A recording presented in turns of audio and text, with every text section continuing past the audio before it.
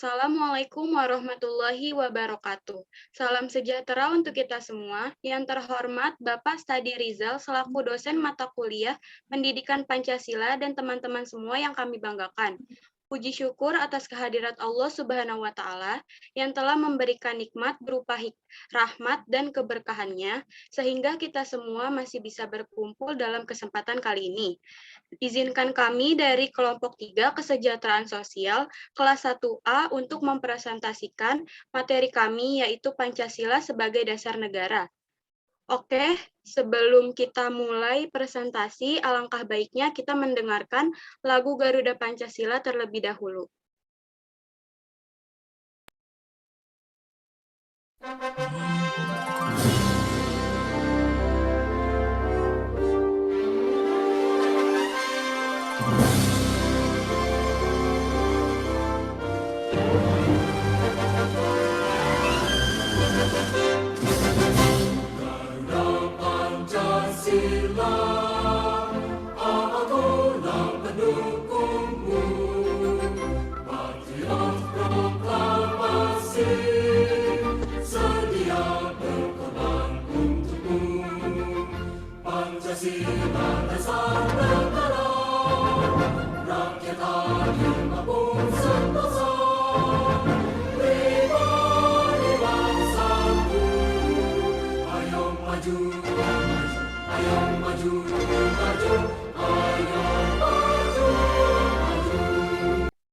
Kami dari kelompok 3 Kesejahteraan Sosial kelas 1A akan mempresentasikan Pancasila sebagai dasar negara yang beranggotakan Gufron Muhaimin, Ade Rahma Salsabila, Fadilah Aulia, Raisa Nariswari, Muhammad Muklas, Kaisa Nabila, Alifah Harum, dan Diva Khoyerala.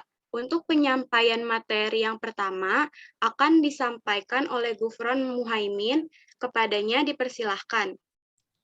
Oke, baik. Terima kasih kepada Ade Rahma selaku moderator pada kali ini.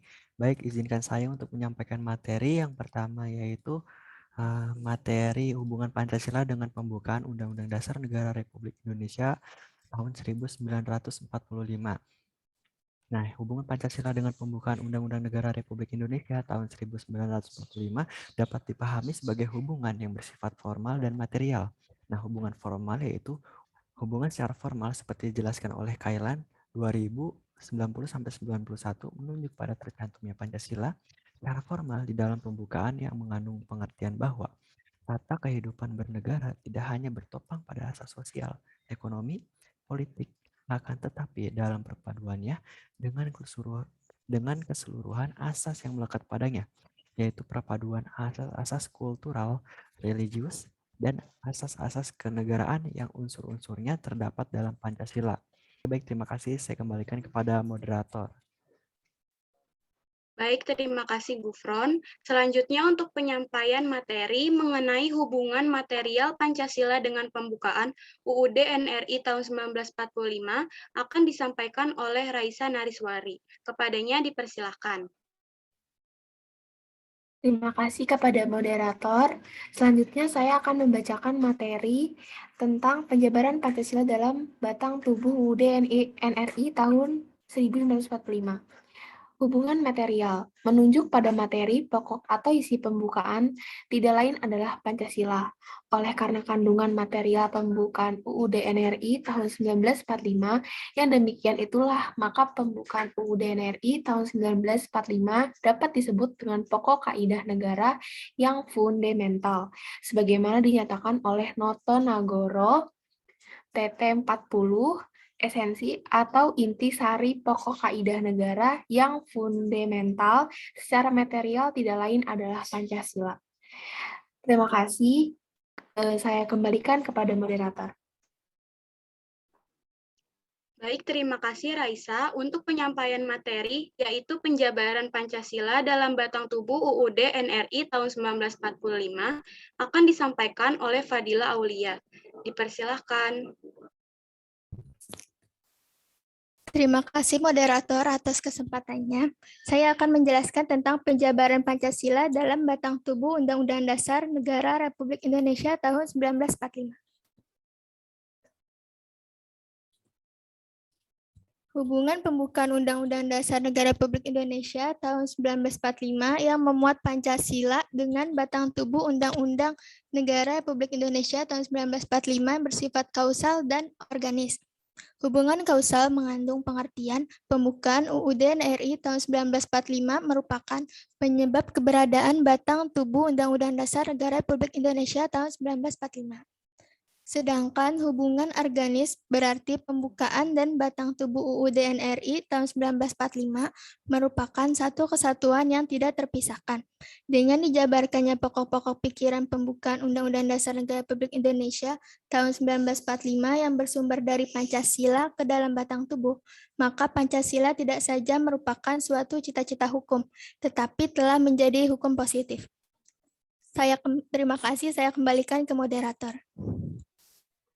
Baik, terima kasih Fadilah. Untuk materi selanjutnya tentang penyampaian pokok pikiran dalam batang tubuh UUD NRI tahun 1945 akan disampaikan oleh Muhammad Muklas. Kepadanya dipersilakan. Baik, terima kasih kepada saudara moderator yang telah memberikan saya kesempatan.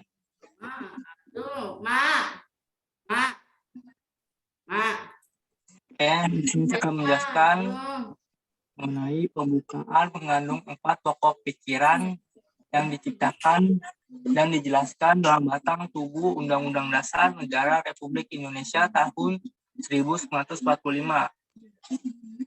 Pokok pikiran pertama berintikan persatuan, yaitu negara melindungi segenap bangsa Indonesia dan seluruh tumpah darah Indonesia dengan berdasarkan atas persatuan dengan mewujudkan keadilan sosial bagi seluruh rakyat Indonesia. Pokok pikiran kedua berintikan keadilan sosial, yaitu negara hendaknya mewujudkan keadilan sosial bagi seluruh rakyat.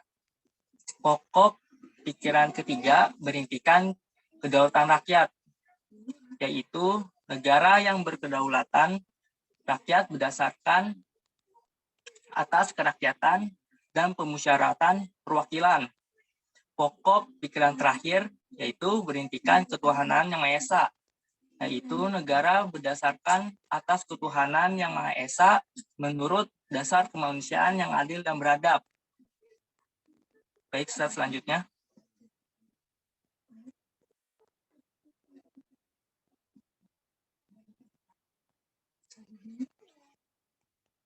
Selanjutnya itu implementasi Pancasila dalam pembuatan kebijakan negara dalam bidang politik, ekonomi, sosial budaya, dan HAMKA.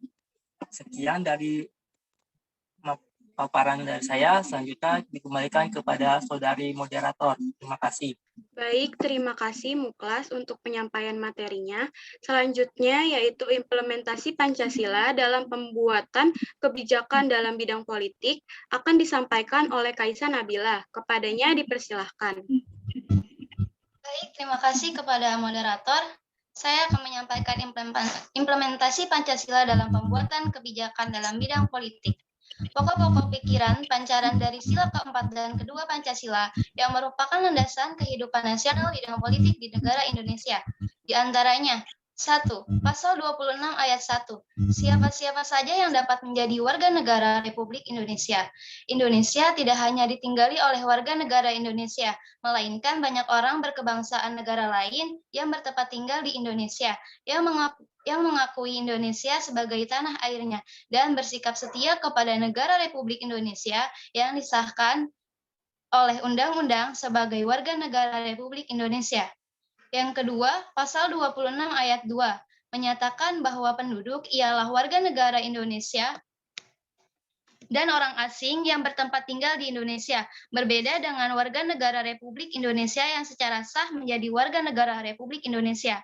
Adapun syarat-syarat menjadi warga negara dan penduduk Indonesia yang dinyatakan di dalam pasal 29 ayat 3.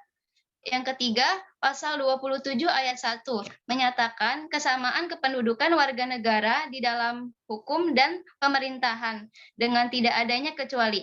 Ketentuan ini menunjukkan adanya keseimbangan antara hak dan kewajiban, dan tidak adanya diskriminasi di antara warga negara, baik mengenai haknya maupun mengenai kewajibannya.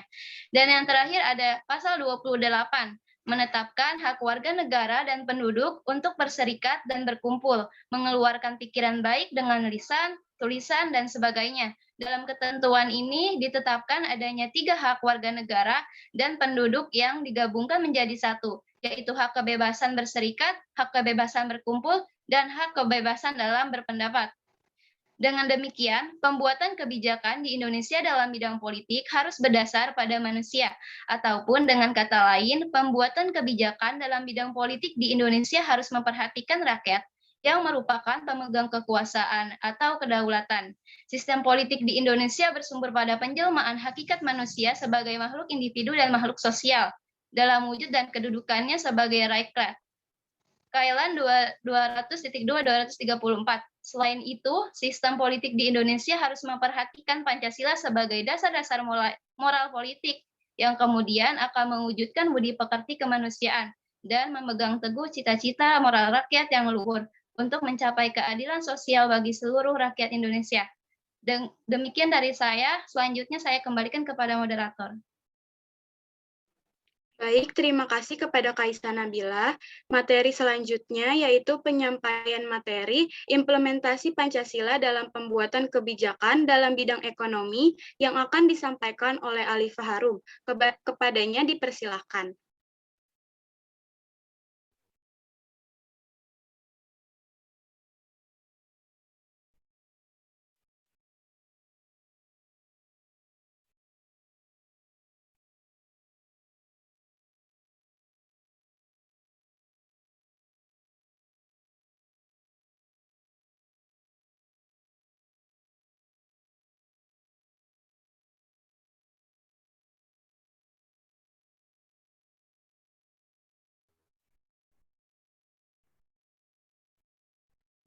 Baik, terima kasih kepada Adi Rahmat telah mempersilahkan saya untuk mempresentasikan implementasi Pancasila dalam pembuatan kebijakan dalam bidang ekonomi.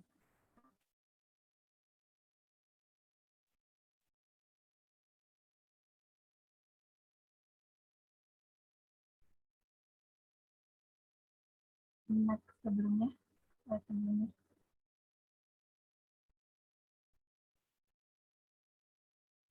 Pembuatan kebijakan negara dalam bidang ekonomi dimaksudkan untuk menciptakan sistem perekonomian yang bertumbuh pada kepentingan rakyat dan berkeadilan.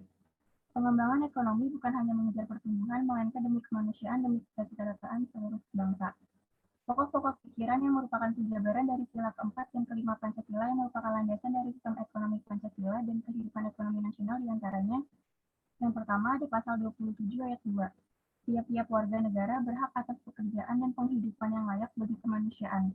Dalam pasal ini memancarkan asas keadilan sosial dan kerakyatan yang merupakan HAM atas penghidupan yang layak. Yang kedua, ada pasal 33 terdiri atas 3 ayat. Pada ayat pertama, perekonomian disusun sebagai usaha bersama berdasar atas asas kekeluargaan, menunjukkan adanya HAM atas usaha perekonomian. Yang kedua, cabang-cabang produksi yang bagi negara dan yang menguasai hajat hidup orang banyak dikuasai oleh negara. Hal ini menunjukkan adanya HAM atas kesejahteraan sosial. Pada ayat ketiga, bumi, air, dan kekayaan alam yang terkandung di dalamnya dikuasai oleh negara dan dipergunakan untuk sebesar-besarnya kemakmuran rakyat. Yang ketiga, pasal 34 terdiri atas 2 ayat. Pada ayat pertama dijelaskan bahwa fakir miskin dan anak-anak yang terlantar dipelihara oleh negara.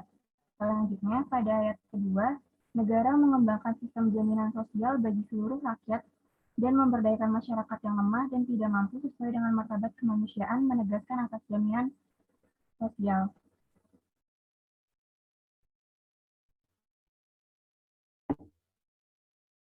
Next slide-nya.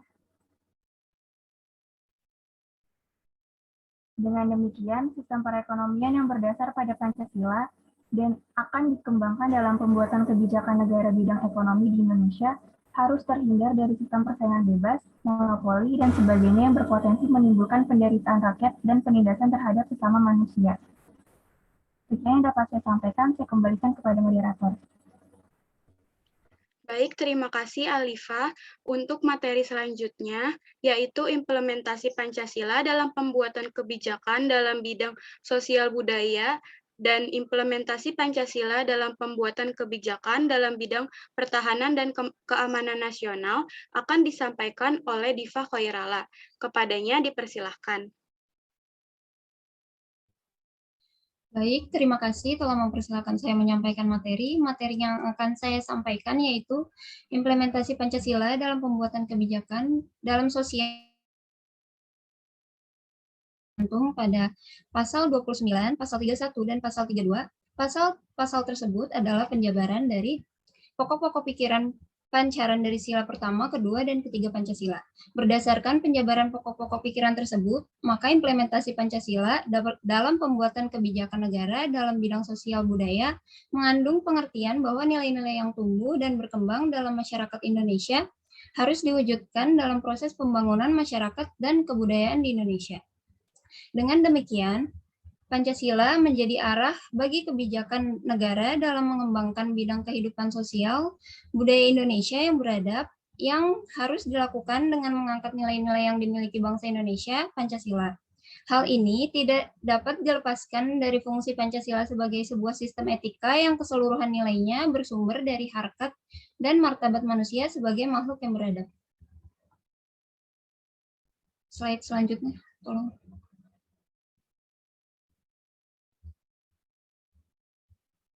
Selanjutnya ada implementasi Pancasila dalam pembuatan kebijakan dalam pertahanan dan keamanan nasional seperti yang terdapat pada pasal 27 dan pasal 30.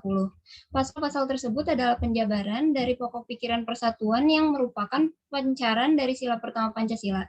Pokok pikiran ini adalah landasan bagi pembangunan bidang pertahanan keamanan nasional. Implementasi Pancasila dalam pembuatan kebijakan negara di bidang pertahanan dan keamanan harus diawali dengan kesadaran bahwa Indonesia adalah negara hukum, yang di dalamnya diperlukan peraturan perundang-undangan negara untuk menghindari kesewenang-wenangan negara dalam melindungi dan membela wilayah negara dan bangsa, serta dalam mengayomi masyarakat dan mengatur ketertiban warga negara dalam rangka melindungi warga negara. Pertahanan dan keamanan negara diatur dan dikembangkan menurut dasar kemanusiaan, bukan kekuasaan, atau dapat diartikan yang berbasis pada moralitas kemanusiaan sehingga kebijakan yang terkait terhindar dari pelanggaran hak asasi manusia. Sekian materi dari saya, selanjutnya akan saya serahkan kepada moderator.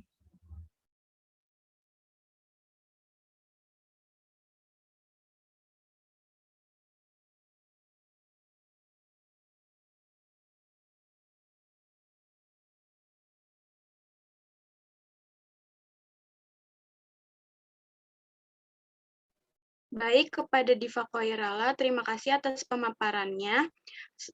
Selanjutnya, kita akan membuka sesi tanya-jawab yang akan diajukan oleh kelompok 4.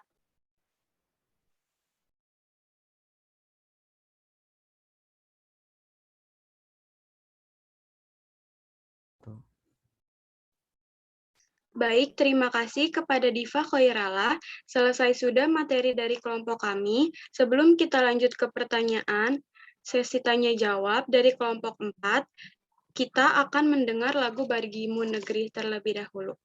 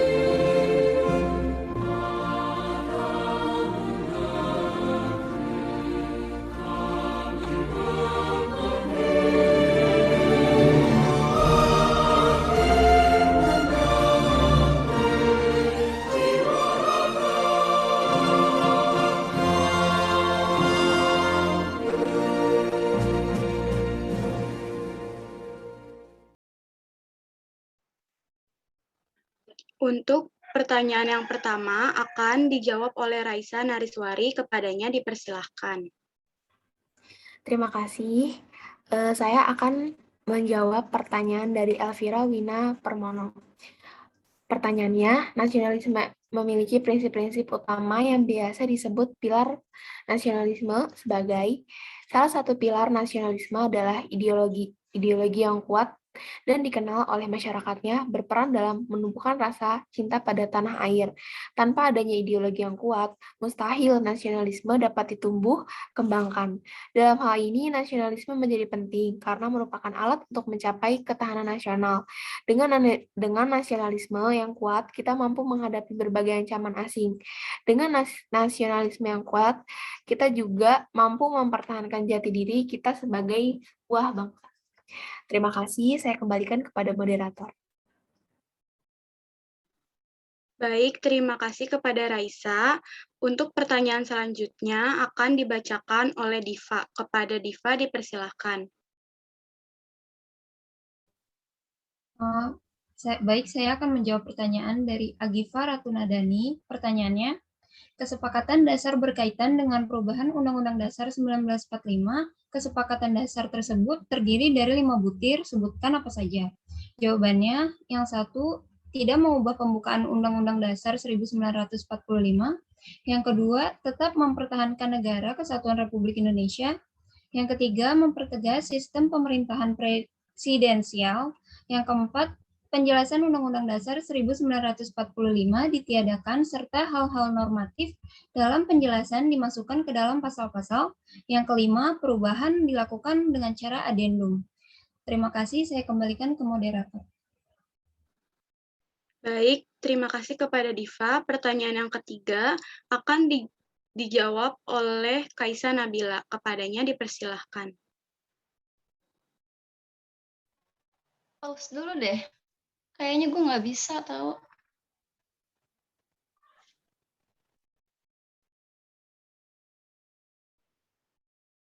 Baik, pertanyaan ketiga akan dibacakan oleh Alifa.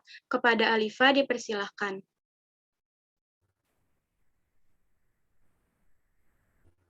Yang ketiga, bagaimana bentuk perwujudan nilai-nilai Pancasila dalam bidang pertahanan dan keamanan? Pertanyaan ini berasal dari Muhammad Nafal Suni Al-Kahfi. Perwujudan nilai-nilai Pancasila di bidang pertahanan dan keamanan, bentuk partisipasi rakyat dalam pembelaan negara yang sudah ada dalam masyarakat, seperti sistem ronda atau sistem keamanan lingkungan Siskamling, yang melibatkan masyarakat secara bergantian. Di beberapa daerah juga terdapat lembaga masyarakat atau adat yang bertugas menjaga keamanan masyarakat, seperti Pecalang di Bali. Lembaga ini dibentuk oleh dan dari masyarakat sekitar untuk menjaga keamanan lingkungan masyarakat. Pada saat ini, terdapat bentuk organisasi keamanan yang dibentuk secara sengaja dan terorganisasi secara modern seperti pertahanan sipil, satuan pengamanan lingkungan, dan sebagainya. Saya kembalikan kepada moderator. Baik, terjawab sudah pertanyaan yang diberikan oleh kelompok 4. Selanjutnya, saya akan membacakan kesimpulan. Melalui perjalanan panjang negara Indonesia sejak merdeka hingga saat ini, Pancasila ikut berproses pada kehidupan bangsa Indonesia. Pancasila tetap sebagai dasar negara, namun interpretasi dan perluasan maknanya ternyata digunakan untuk kepentingan kekuasaan yang silih berganti, dan penetapan tentang penegasan Pancasila sebagai dasar negara, yaitu pasal 1 ketetapan tersebut menyatakan bahwa Pancasila sebagai dimaksud dalam pembukaan Undang-Undang Dasar 1945 adalah dasar negara dari Negara Kesatuan Republik Indonesia yang harus dilaksanakan secara konsisten dalam kehidupan bernegara. Pada akhirnya, kesempatan bangsa terwujud kembali pada masa kini, yaitu dengan dikeluarkannya ketetapan MPR nomor XV11 VMPR 1998 tentang pencabutan ketetapan MPR RI nomor 2 MPR 1978 tentang pedoman penghayatan dan pengalaman Pancasila atau Eka Prasetya Pancakarsa. Sekian sudah materi yang kami dapat sampaikan. Terima kasih kepada para pembaca materi. Saya selaku Saya selaku moderator pamit undur diri, kurang lebihnya saya mohon maaf. Wassalamualaikum warahmatullahi wabarakatuh. Waalaikumsalam warahmatullahi wabarakatuh. Waalaikumsalam warahmatullahi wabarakatuh.